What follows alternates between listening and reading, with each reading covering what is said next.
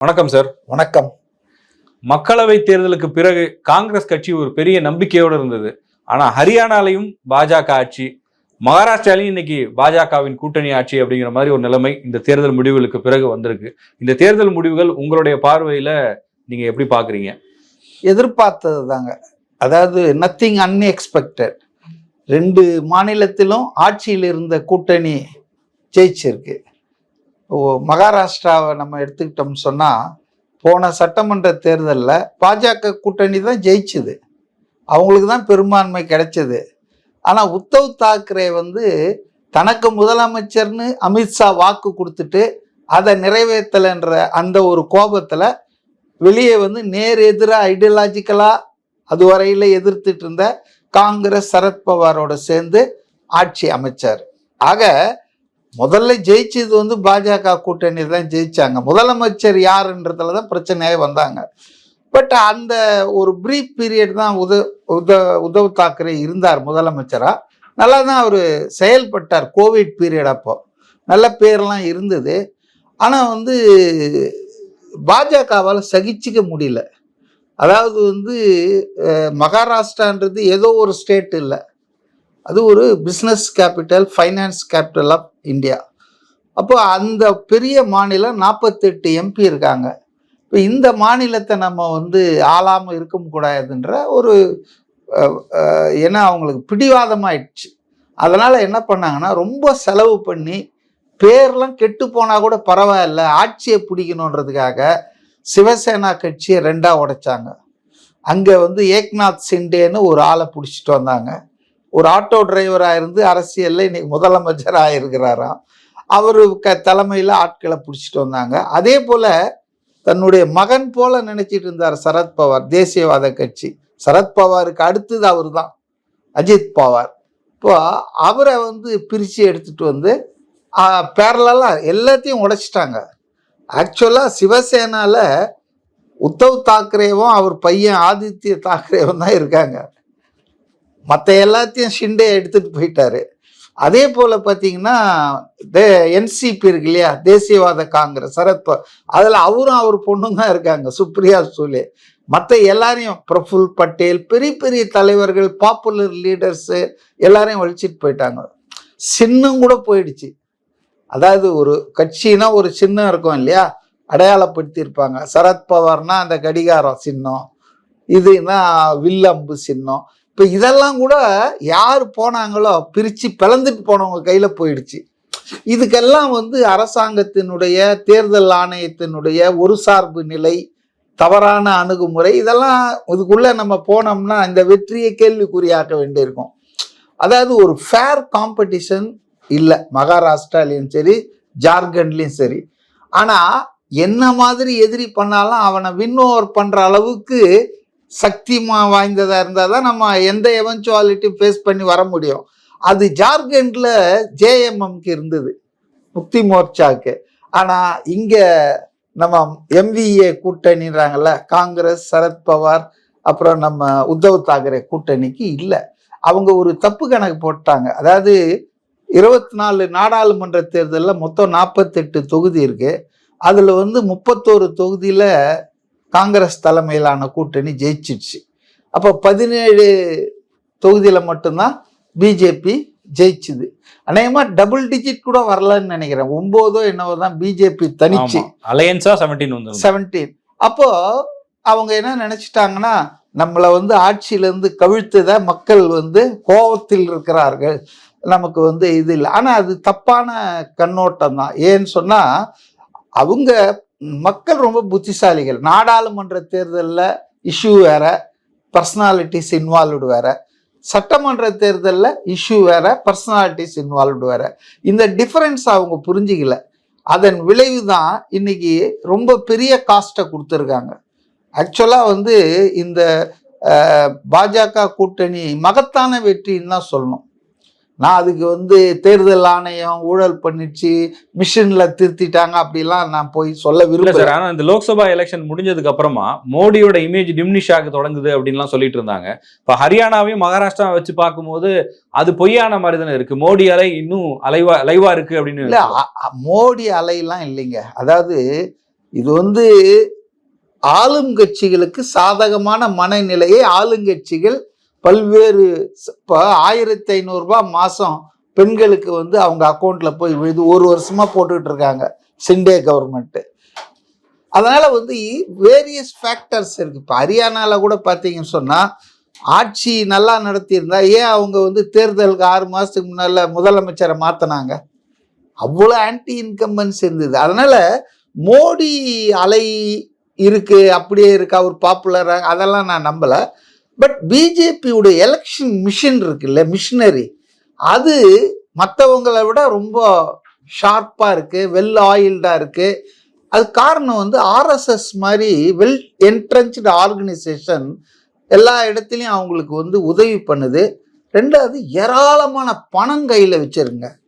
அதாவது பணம் வந்து இந்த எலெக்ஷன்ஸில் நம்ம நாட்டில் அது அசம்பிளி எலெக்ஷனாக இருக்கலாம், பார்லிமெண்ட் எலெக்ஷன், அது ஒரு மிகப்பெரிய ரோல் ப்ளே பண்ணுது.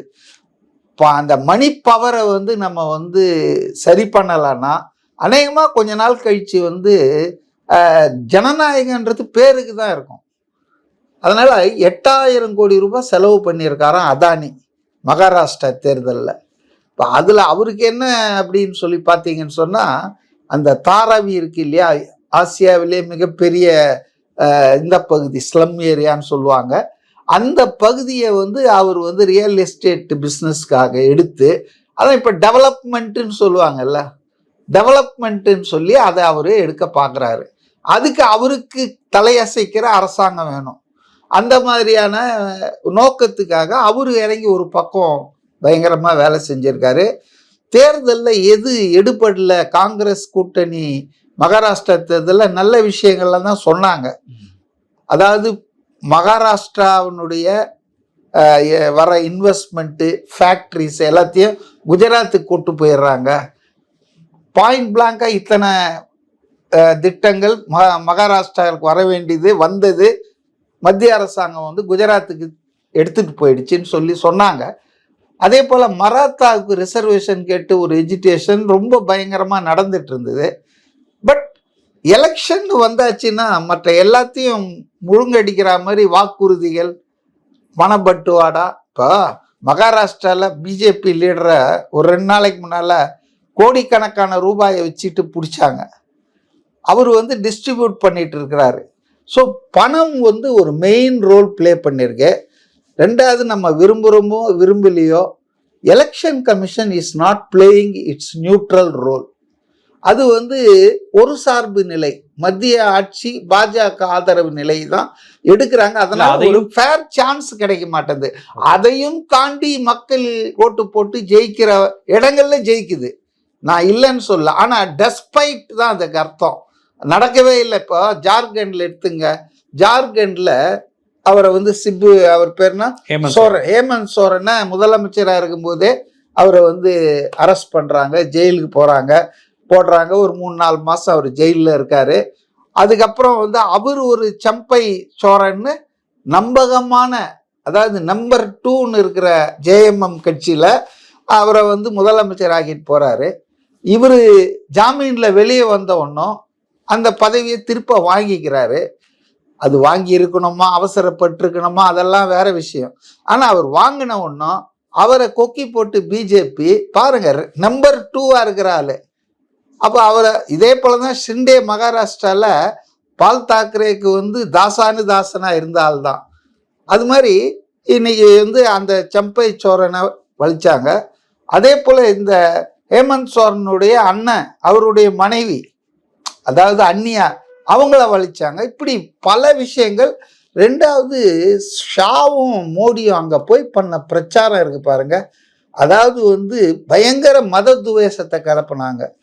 அதாவது பங்களாதேஷ்லேருந்து இன்ஃபில்ட்ரேஷன் வரும், முஸ்லீம்கள் வரோம், இது ட்ரைபல் ஸ்டேட்டாகவே இருக்காது, இப்படியே போனால் அப்படி இப்படின்னு பயங்கரமாக பிரச்சாரம் பண்ண. ஆனால் அங்கே வந்து காங்கிரஸ் கட்சி, ஜேஎம்எம் இவங்கெல்லாம் சேர்ந்து ஒரு சிறப்பான பிரச்சாரத்தை பண்ணதால் ஆளும் கட்சியாக இருந்தாலும் இன்னைக்கு 3-4 சீட்டு அதிகப்படுத்தியிருக்காங்க. நியர்லி இப்போ இப்போதைய நிலவரம் 2/3 சீட்டு வரப்போகிறாங்க. அங்கே மொத்தம் 81 சீட்டு, இப்போ 58 சீட்டுக்கு மேலே வந்துட்டாங்க. யாரு? இப்போ காங்கிரஸ் இந்தியா கூட்டணி. அப்போ இது மாதிரி அங்க மகாராஷ்டிரால அடிச்சு ஆடுறதுக்கு ஆள் இல்லை. இது ஏன்னா உத்தவ் தாக்கரே பொறுத்தவரையும் முதல்ல இருந்தே அவரு முதலமைச்சரா தன்னை வந்து சொல்லிடணும் அப்படின்ற ஒரு இதுல இருந்தாரு. டிக்ளேர் பண்ணிடணும் சீஃப் மினிஸ்டர் கேண்டிடேட்டு நாங்கள் தான் அப்படின்றதுல அவர் உறுதியான. காங்கிரஸும் தேசியவாத காங்கிரஸும் இல்லை, தேர்தலுக்கு பிறகு நம்ம பேசுவோம் நாங்கள். ஏன்னா அதிக தொகுதிகளில் போட்டி போடுறது, அதிகமாக வெற்றி பெறது பார்த்தீங்கன்னா காங்கிரஸ் தான். அதானே ட்ரெடிஷ்னல் கட்சி. திடீர்னு எங்கிருந்தோ வந்து ஒரு வேலையில் ஒரு சும்மா அப்போ வந்து மாற்று ஆட்சிக்காக அவரை ஒத்துக்கிட்டாங்க. அப்போ காலங்காலமாக ஒத்துக்க மாட்டாங்கல்ல. இப்போ அது ஒன்று கூட்டணிகள். அதாவது நேற்று கூட ஒரு டிஸ்கஷனில் நான் சொன்னேன், அதாவது மனு தாக்கல் மனுவை வாபஸ் பெற அன்னைக்கு வரைக்குமே அங்கே பேச்சுவார்த்தை நடந்துகிட்டே இருந்தது இந்த காங்கிரஸ். ஏன்னா எல்லாம் போட்டி போடுறாங்க. 4 மணினா 3:45 முடிவு பண்ணி மற்றவங்கெல்லாம் வாபஸ். அந்த அளவுக்கு ஒரு இது இல்லை, கூட்டணி கட்சிகளுடைய ஒற்றுமை இல்லை, ஒருமையான செயல்பாடு இல்லை. அநேகமாக குறுக்கு சால்லாம் ஓட்டியிருப்பாங்க. காங்கிரஸ் அதிகமாக வந்தால் முதலமைச்சர் கேட்பாங்கன்னு சிவசேனாக்காரன் காங்கிரஸ் தோக்கடிக்க வேலை செஞ்சு இதெல்லாம் நடந்திருக்கும். ஆனால் மாற்றா பார்த்தீங்கன்னா அந்த கூட்டணி வந்து ஒரே எய்ம் தான், ஆட்சியை வந்து தொடரணும், ஆட்சியை விட்டுறக்கூடாது, என்ன ஒன்றா செய்யலாம். வாரி வாக்குறுதிகளை அள்ளி வீசுகிறாங்க, பணத்தை நல்லா செலவு பண்ணாங்க. மிஷினரி அவங்களது வெல் ஆயில்டு எலெக்ஷன் மிஷினரி. அதனால் வந்து மகாராஷ்டிராவில் அவங்க ஜெயிச்சது வந்து அந்த இன்னும் ஆச்சரியப்படுறதுக்கு இல்லைன்னு தான் நான் நினைக்கிறேன், given this political situation. Okay sir. அதே நேரத்தில் பாஜக கடந்த காலங்களில் எப்படியாவது அங்கே கூட்டணி ஆட்சி அமைக்கணும்னு சொல்லி அவங்களுக்கு அதிக இடங்கள் இருந்தால் கூட ஏக்நாத் ஷிண்டேன்னு ஒருத்தரை வர வச்சு அவருக்கு முதலமைச்சர் பதவி கொடுத்தது பற்றிலாம் கூட நீங்கள் சொன்னீங்க. இப்போ இந்த தேர்தல் முடிவுகளுக்கு பிறகு பிஜேபி அங்கே எப்படி ஒரு அப்ரோச்சை பண்ணுவாங்க நம்ம பார்க்கலாம். அதாவது பிஜேபி வந்து இந்த தேர்தலில் மொத்தம் அங்கே வந்து 288 தொகுதிகள் இடம் இருக்கு. அதுக்கு வந்து அறுதி பெரும்பான்மை சிம்பிள் மெஜாரிட்டினா 145 வரணும். பட் இந்த நிலைமை வரைக்கும் 129 100 சில்லறையில தான் இருக்காங்க. அதாவது ஸ்ட்ரைக்கிங் டிஸ்டன்ஸ்ல இருக்காங்க. இன்னும் ஒரு 25 கிடைச்சா தனியாகவே பிஜேபி ஆட்சி அமைக்கிற சூழல் வரலாம். அப்படிப்பட்ட சூழல் வந்தால் அவங்க சந்திரபாபு நாயுடு காட்டின மெக்னானிமிட்டியை ஆந்திராவில் மகாராஷ்டிராவில் காட்டுவாங்கன்னு நான் எதிர்பார்க்கல. ஆனால் அப்படி வர்றதுக்கான வாய்ப்பு இல்லை. ஏன்னா அவங்க கண்டெஸ்ட் பண்ணதே 149 தொகுதி. அப்போ 149 தொகுதியில் கண்டெஸ்ட் பண்ணி 145 அவங்க அடைய முடியும் நான் நம்பலை. ஆனால் எதுவும் நடக்கலாம். இன்னைக்கு இருக்கிற தேர்தல் ஆணையத்தை படி பார்த்தோம்னா சிவசேனா சிண்டே குரூப் கண்டெஸ்ட் பண்ண அத்தனை தொகுதியிலையும் ஜெயிச்சிருக்குது. இது ஆண்டவனுக்கு தான் வெளிச்சம் எப்படி ஜெயிச்சாங்கன்னு. அதாவது 100% ஸ்ட்ரைக்கிங் ரேட். ஸோ இதனால் வந்து ஃபட்னாவிஸ்ன்றது ஒரு முக்கியமான பிஜேபி தலைவர், ஆர்எஸ்எஸ் பின்புலத்திலேருந்து வந்தாலே ஏற்கனவே அவர் வந்து இருந்திருக்காரு சீஃப் மினிஸ்டரா. இந்த முறை அவர் தான் சிஎம் ஆவாரு அப்படிங்கிற மாதிரி அவர் வருவாருன்றதால தான் அவங்க முதல்ல டிக்ளேரே பண்ணல. இப்போ ஷிண்டே வந்து பிரசன்ட் சீஃப் மினிஸ்டர். ஒரு சட்டமன்ற தேர்தல் அவர் தலைமையில தானே பண்ணியிருக்கணும். அப்படி இல்லை, பிஜேபி பேனரே வச்சிருந்தாங்க பிஜேபி ஆஃபீஸில், அடுத்த சர்க்கார் ஃபட்னாவிஸ் தலைமையிலன்னு. அது ஒரு பெரிய கலவரம் ஆச்சு. அப்போ நான் முதலமைச்சரா இல்லையா இப்போவே சொல்கிறாங்களேன்னலாம் அங்கேயும் கொஞ்சம் சிக்கல் இருந்தது. பட் இதை வந்து அவங்க யாரும் முடிவு பண்ணுவாங்கன்னு நான் நினைக்கல. அவங்களுக்கு வந்து அதாவது மோடி அமித்ஷா அவங்க தான் இன்னைக்கு பிஜேபி 2 மேன் பார்ட்டி தான் அது. அப்போ அந்த பார்ட்டியில் லாங் ரன்னை பார்த்து நம்ம இந்த அதிகாரத்தை விட்டுறக்கூடாது. ஷிண்டேவை இப்போ நம்ம ஆன்டகனைஸ் பண்ணோம்னா அந்த ஆளுக்கு ஒரு 59 இருக்கு. அந்த பக்கம் போனாலும் ஆட்சி அமைக்க முடியாது, அது வேற விஷயம். இன்னைக்கு பிஜேபிக்கு ரொம்ப ஃபேவரபிளான சிச்சுவேஷன். போன முறை உத்தவ் தாக்கரே தனியாக போய் காங்கிரஸ் சரத்பவாரோட சேர்ந்து ஆட்சி அமைச்சிட்டாரு. இன்னைக்கு அந்த மாதிரி இல்லை. அதனால வந்து அவங்க என்ன ஸ்டாண்ட் எடுக்கிறாங்கன்ற பொறுத்து தான் இருக்கும். லாங் டேர்ம் இன்ட்ரெஸ்ட்டை பார்க்குறாங்களா, அப்படியே இப்போ அதிமுகவை விழுங்கலாம் நீங்கள் நினைச்சாங்கல்ல, அதே மாதிரி ஷிண்டே கட்சியை ஒரு கட்டத்தில் அவங்க ஷிண்டேவையே அப்படியே மெர்ஜி பண்ண சொல்லலாம் நம்ம பிஜேபியோட. என்ன வாட் இஸ் ராங், யாரோ சேர்றாங்க பிஜேபியில். அதனால அப்படி கூட வாய்ப்பு இருக்கலாம். ஆனால் வந்து ஃபட்னாவிஸ் வந்து விடுவாரா, அதாவது காத்திருந்துன்னு 5 வருஷமா காத்திருந்தாரு. ஒரு சீஃப் மினிஸ்டரா 5 வருஷம் இருந்தாலும் நெக்ஸ்ட்ல மெஜாரிட்டி இருந்தோம், தனிப்பெருங்கட்சியா இருந்தோம். டெப்டி சீஃப் மினிஸ்டரா ஒரு நோவிஸ், ரொம்ப குறைவான அதெல்லாம் வந்து சைக்கலாஜிக்கலி அவங்கெல்லாம் வந்து ஆர்எஸ்எஸ்ன்றதால அந்த லட்சியத்துக்காக தங்களுடைய தனிப்பட்ட பர்சனல் அவமானங்கள் அதெல்லாம் கூட தாங்கிக்கிட்டாங்க. ஆனா அது எப்போதுமே தாங்கிக்குவாங்களா? ஷிண்டேவை எப்பவுமே சுமப்பாங்களா? அது எனக்கு சந்தேகம் தான். ஃபட்னாவிஸ் மே ரிபல். இப்போ எல்லாரும் முதலமைச்சர் பதவி கிடைக்குதுன்னா யார் வேணா என்ன வேணா பண்ணுவாங்க இல்லையா? அதனால தேர்தலுக்கு பிறகு பிஜேபிக்கு ரியலாவே தலைவலி இருக்குதுன்னு தான் நான் நினைக்கிறேன். அதே நேரத்துல தேசிய அரசியல் இதோட தாக்கம் இருக்குமா? இதுக்கு முன்னாடி நம்ம பார்த்த அரசியல் ஒரு மாதிரி இருந்தது. இப்போ இவங்க பிஜேபி மறுபடியும் அவங்க ஸ்ட்ரென்த்தை ப்ரூவ் பண்ணும்போது அது எந்த மாதிரியான ரிஃப்ளெக்ஷன்ஸ் இருக்கும்? இல்ல, தேசிய அரசியல்னு பாத்தீங்கன்னாங்க அது வேற ஆங்கிள் நடக்கிறதுங்க. பார்லிமெண்ட் எலெக்ஷன் வந்தீங்கன்னா இதே நிலைமை இப்ப மகாராஷ்டிரால காங்கிரஸ் கூட்டணி இன்னும் அதிகமா ஜெயிக்கிறதுக்கு வாய்ப்பு இருக்கு. ஸோ ஹரியானாவில் கூட நீங்க பாத்தீங்கன்னா ஒரு சீட்ல ஜெயிச்சிருந்த காங்கிரஸ் 9 சீட்ல ஜெயிச்சிருந்த பிஜேபியை 5-5 ஆக்கிடுச்சு. ஆனா சட்டமன்ற தொகுதியில வேற மாதிரி இருந்தது. அதனால வந்து பார்லிமெண்ட் எலெக்ஷன் சிச்சுவேஷனே வேற. அதுக்கும் இதுக்கும் சம்பந்தம் இல்லை. இங்க ஜெயிப்பாங்க, அங்க தோத்துருவாங்க, அங்க ஜெயிப்பாங்க, சட்டமன்றத்துல தோத்துருவாங்க. அதனால அது நம்ம சொல்ல முடியாது. பட் இப்ப பார்லிமெண்ட் செஷன் கூட போது இந்த குளிர்கால கூட்டத்தொடர் வந்து நிச்சயமா இந்த ரெண்டு மாநிலத்துல இப்ப ஈவனா தான் இருக்கு. ஜார்க்கண்ட்ல காங்கிரஸ் கூட்டணி ஜெயிச்சிருச்சு, மகாராஷ்டிரால பிஜேபி கூட்டணி ஜெயிச்சிருச்சு. ஸோ 1-all அப்படின்ற மாதிரி தான் இருக்கு. ஆனா இந்த வந்து ரொம்ப மகிழ்ச்சி அவங்களால பிஜேபியால கொண்டாட முடியுமான்னு எனக்கு சந்தேகம். ஏன்னா பார்லிமெண்ட் தொடங்கின உடனே பிரச்சனை வெடிக்க போகுது. அதானி குழும விவகாரம் அமெரிக்கா கோர்ட்ல போட்டு அது இவ்வளோ என்ன கேள்வி சாதாரண. இன்னைக்கு இந்துல கூட எடிட்டோரியல் எழுதியிருக்காங்க சரியா. அதாவது ஒரு வெளிநாட்டில் இருக்கக்கூடிய ரெகுலேட்டர், அதாவது நம்ம செபி மாதிரி அமெரிக்காவில் இருக்கக்கூடிய அந்த ரெகுலேட்டர், அவரு வந்து இந்த தப்பெல்லாம் கண்டுபிடிச்சு அவருடைய முதலீட்டாளர்களை பாதுகாக்கணும்னு நினைக்கும் போது அப்ப இந்தியாவில் இவ்வளோ அவர் மேல சொல்லியிருக்காங்க. செபி சேர்பர்சன் மேலேயே குற்றச்சாட்டு இருக்கு. ஆனா எந்த ரெய்டும் கிடையாது, எந்த விசாரணையும் கிடையாது. அப்போ இன்னைக்கு ராகுல் காந்தி கூட ரொம்ப தெளிவா மோடி இருக்கிற வரைக்கும் அவர் பாதுகாப்பாக தான் இருப்பாரு, அதனால வந்து நாங்க நாடாளுமன்றத்துல இதை விடமா. அப்போ இந்த நாடாளுமன்ற கூட்டத்தொடர்ல இந்த இது நாங்க வெற்றி பெற்றோம், மகாராஷ்டிரா பிடிக்கல, அவங்க ரீட்டைன் பண்ணியிருக்காங்க. இப்ப பிடிக்கிறதுன்றது வேற, ரீட்டைன் பண்றதுன்றது வேற. காப்பாத்திருக்காங்க, அதை தக்க வைத்துக் கொண்டிருக்கிறார்கள், அப்படிதான் நம்ம சொல்ல முடியும்.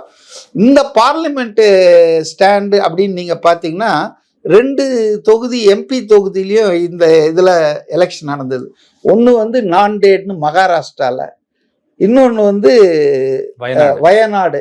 ராகுல் காந்தி ரேபர்லிலையும் வயநாட்டிலையும் ஜெயிச்சதால அவர் வயநாட்டை வந்து ரிசைன் பண்ணிட்டு இப்போ அங்கே பிரியங்கா காந்தி அவங்க வந்து இதுதான் கன்னி என்ட்ரி.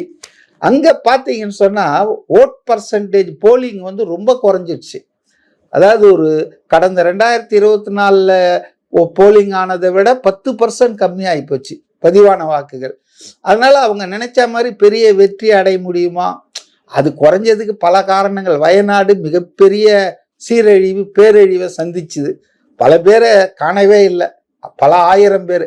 அப்போ எப்படி இருக்கும்னு எல்லாருமே உத்து பார்த்தாங்க. இந்தியாவில் வந்து மகாராஷ்டிரா ஜார்க்கண்டுக்கு அடுத்து உற்று நோக்கப்பட்ட ஒரு தேர்தல் எதிரானா வயநாட்டில் கேரளாவில் பிரியங்கா காந்தி என்ன அவங்களுடைய முதல் தேர்தல் என்னன்னு பார்த்தாங்க. அது ரொம்ப 4,10,000 வாக்கு வித்தியாசத்தில் அவங்க தனக்கு அடுத்து வந்த இடதுசாரி சிபிஐ கட்சியினுடைய வேட்பாளரை தோற்கடிச்சிருக்காங்க. இது ஒரு நல்ல அவங்களுக்கு பூஸ்டான ஒரு இதுதான். காங்கிரஸை பொறுத்தவரையில் பார்லிமெண்ட்ல இன்னொரு குரல், உறுதிமிக்க குரல், சக்தி மிக்க குரல். எல்லாரும் சொல்றாங்க அவங்க இந்திரா காந்தியினுடைய ஒரு இதுவா தான் இருப்பாங்க, இந்திரான்லாம் சொல்றாங்க. ஆமா, ஜூனியர் இந்திரா அல்லது இளைய இந்திரான்றாங்க. காங்கிரஸ் கட்சிக்காரர்களுக்கு ஒரு பெரிய பூஸ்ட் கிடைச்ச மாதிரி தான். ஏன்னா வெறும் ராகுல் காந்தி தான் இப்ப பேசிட்டு இருக்காரு. அப்ப பிரியங்கா காந்தி ராகுல் காந்தியை டீல் பண்ற மாதிரி பிஜேபி ஆட்கள் பிரியங்காவை டீல் பண்ணிட முடியாது. ஏன்னா அவங்க ஒரு பெண், அது பப்ளிக் பர்செப்ஷனை மாற்றும். அதனால எனக்கு என்ன இந்த வெற்றியை அவங்களால சுவைக்க முடியாதுன்னு தான் நான் நினைக்கிறேன், பல்வேறு காரணிகளால். இறுதியா இந்த ஒரு கேள்வியோட நான் முடிக்கணும்னு நினைக்கிறேன் சார். காங்கிரஸ் கட்சியினுடைய முகமா இருக்கிற எதிர்க்கட்சி தலைவர் ராகுல் காந்தி, மல்லிகார்ஜுன கார்கே தலைவரா இருந்தாலும் இவருடைய முகத்தை முன்னிறுத்தி தான் தேர்தலை சந்திக்கிறாங்க. அவருடைய கேம்பெயினும் இங்க பெரிய அளவுக்கு இருந்தது. அப்படி இருக்கும்போது ராகுல் காந்தி இன்னும் கூட அவருடைய தலைமையில சந்திக்கக்கூடிய தேர்தல்கள் வெற்றிகரமா அமையாம இருக்கிறது காங்கிரஸ் கட்சியினுடைய எதிர்காலத்துக்கோ இல்ல அடுத்து வரப்போற நாடாளுமன்ற தேர்தலுக்கோ ஒரு பின்னடைவா இருக்காதா, செட்பேக்கா இருக்காதா? பிஜேபி ஒரு 10 வருஷத்தை தாண்டி 3rd டேர்ம்ல உட்காந்துட்டாங்க, இன்னும் கூட அவங்க ஜெயிச்சுக்கிட்டே இருக்காங்கன்னு சொல்லும் போது அப்ப காங்கிரஸ்ல ராகுல் ஃபேக்டர்ன்றது எங்க இருக்கு? அதாவது அவ்வளவு எளிதா இதை கடந்து போயிட முடியாது இந்த கேள்வியை. 2வது டேமுக்கு அப்புறம் அவங்க 3வது டேம் எப்படி வந்திருக்காங்க? பிஜேபி 400 பேர் ஜெயிப்போம், 400க்கு மேலன்னு சொல்லி சிம்பிள் மெஜாரிட்டி கூட வராமல் ஆயிடுச்சு. அப்போ வளர்றாங்கன்றத நான் ஒத்துக்க மாட்டேன். இன்னைக்கு அவங்க 2 கட்சிகளுடைய தயவால தான் ஆட்சியில் இருக்காங்க. இப்போ அந்த தயவு போச்சுன்னா இவங்க ஆட்சியை இழப்பாங்க.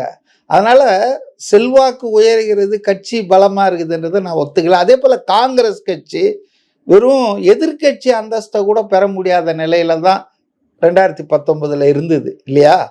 ஒரு நாட்டை இத்தனை வருஷம் ஆண்ட கட்சி, எதிர்கட்சி லீடர் ஆஃப் த ஆப்போசிஷன் கூட இல்லாமல் இருந்தது. இப்போ இன்னைக்கு 99 கிட்டத்தட்ட 100 ஜெயிக்கிற அளவுக்கு வந்திருக்குதுன்னு சொன்னால் அது ஒரு முன்னேற்றமாக தான் நான் பார்க்குறேன். இப்போ சட்டமன்ற தேர்தல்கள் இது ராகுல் காந்தி ஒரு ஆள் மட்டும் பிரச்சாரம் பண்ணால் போதாதுங்க. அதுக்கு கட்சி கட்டமைப்பு பலமாக இருக்கணும். ஒரு சோனியா காந்தியோ, ஒரு ராகுல் காந்தியோ, ஒரு இப்போ கர்நாடகா இதுக்கு ஒரு பெஸ்ட் எக்ஸாம்பிள். கர்நாடகாவில் காங்கிரஸுக்கு நல்ல தளபதிகள் கிடைச்சாங்க, சிவகுமாரும் சித்தாராமையாவும். அதுக்கு ஆடட் போனஸ் மாதிரி ராகுல் காந்தி, பிரியங்கா காந்தி உடைய பிரச்சாரம். அவங்களே ஸ்டேஜ் போட முடியாதுங்க.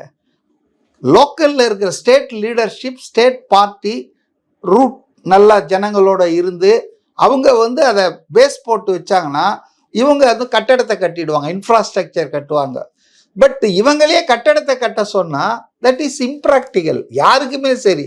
இப்போ நான் ஒரு தகவல் சொல்கிறேன் உங்களுக்கு. குஜராத்தில் ஒரு அசம்பிளி பை எலெக்ஷன் இந்த சுற்றுல நடந்தது. அதில் காங்கிரஸ் ஜெயிச்சிடுச்சு, பிஜேபி தோத்துடுச்சு. அதனால இந்த சட்டமன்ற தேர்தல்கள் முடிவுகளை வச்சு நாடாளுமன்றத்தில் அல்ல தேசிய அளவில் அரசியலில் என்ன மாற்றம் வரும் அப்படின்லாம் நம்ம சொல்ல முடியாது. பட் இனிமேல் பிஜேபிக்கு தேய்மானம் தாங்க. இப்போ மகாராஷ்டிராவை அவங்க தனியாக பிடிச்சிருந்தாங்கன்னா பேசிக்கலாம். தனியாக பிடிக்கல, 4 கட்சியை உடைச்சி 4 சில்லி ஆக்கி ரெய்ட் பண்ணி ஏகப்பட்ட பேரை ஜெயிலுக்கு அனுப்பிச்சு, அதாவது ஒரு என்ன சொல்றது, மொராலிட்டியே இல்லாம தேர்தலில் ஜெயிக்கணுன்றதுக்காக எல்லா விதமான தகுடு திட்டங்களையும் சாகசங்களையும் பண்ணி ஜெயிக்கிறத இதனுடைய பாப்புலாரிட்டி நான் ஒத்துக்க மாட்டேன். Modi government uses all the power, money power, government power, election commission, ED, CBI இதெல்லாம் எடுத்துட்டு பார்த்தீங்கன்னு சொன்னால் அப்போதான் உங்களுக்கு ரியலாக தெரியும். அதனால் காங்கிரஸ் கட்சிக்கு தாங்க எதிர்காலம் இருக்குது என்னை பொறுத்த வரைக்கும். இனி இப்படி தான் போவோம், கிராப் இது இன்னும் இறங்க தான் போவோம். அதனால் நெக்ஸ்ட் எலெக்ஷனில், பார்லிமெண்ட் எலெக்ஷன்லலாம் நோ சான்ஸ் ஃபார் பிஜேபிஸ் இது சக்ஸஸ். காங்கிரஸ் வளரான காங்கிரஸ் மாநில அளவில் வெறும் ராகுல் காந்தியை முகத்தை காட்டலான்னா, இப்போ கேரளாவில் கூட பாருங்கள், மிகப்பெரிய ஒரு பை எலெக்ஷன் பாலக்காட்டில் ஜெயிச்சிருக்காங்க. மிகப்பெரிய பூரிபட்சம், அதாவது மெஜாரிட்டி 17,000-18,000 வாக்கு வித்தியாசத்தில் ஒரு அசம்பிளி செக்மெண்ட்டில் ஜெயிச்சிருக்காங்க. அங்கே பினராயி விஜயன் பிஜேபியை ஜெயிக்க வைக்கிறதுக்கு படாத பாடு பண்ணார். ஆனால் சிபிஎம் 3வது இடத்துக்கு போயிருக்கு, ரூலிங் பார்ட்டி பாலக்காட்டில்.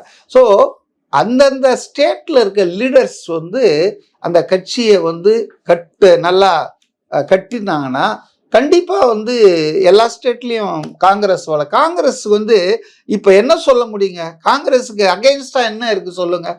10 வருஷத்துக்கு மேலே 11 வருஷம் ஆயிடுச்சு. இப்போ காங்கிரஸ் என்ன, இப்போ பாருங்கள் மணிப்பூரில் ஏண்டா கலவரம்னா இன்னைக்கு பார்த்தேன் நான் பத்திரிகையில், முந்தைய காங்கிரஸ் ஆட்சி தான் காரணம்னு சொல்லி சொல்கிறாங்க. இப்போ 1.5 வருஷமாக பற்றி எரிஞ்சிட்டு இருக்குது. அதனால் வந்து இது ரொம்ப நாளைக்கு எடுபடாதுங்க ஜனங்க மத்தியில். அது சத்தியமாக வந்து பிஜேபிக்கு இனி வந்து தோல்வி தான். இந்த மகாராஷ்டிரா வெற்றியை நான் அது ஒரு பெரிய வெற்றி, நேர்மையில் கிடைத்த வெற்றி அல்ல. எல்லா ஆயுதங்களையும் பயன்படுத்தி நிராயுத பாணியாக இருக்கிற ஒன்று அடிச்சிருந்து அதில் என்ன பெரிய சக்ஸஸ் இருக்குது? அந்த அளவுக்கு தான் நம்ம அதை பார்க்கணும். வேற தேசிய அளவில் இது இம்பேக்ட்லாம் ஒன்றும் மினிமல் தாங்க.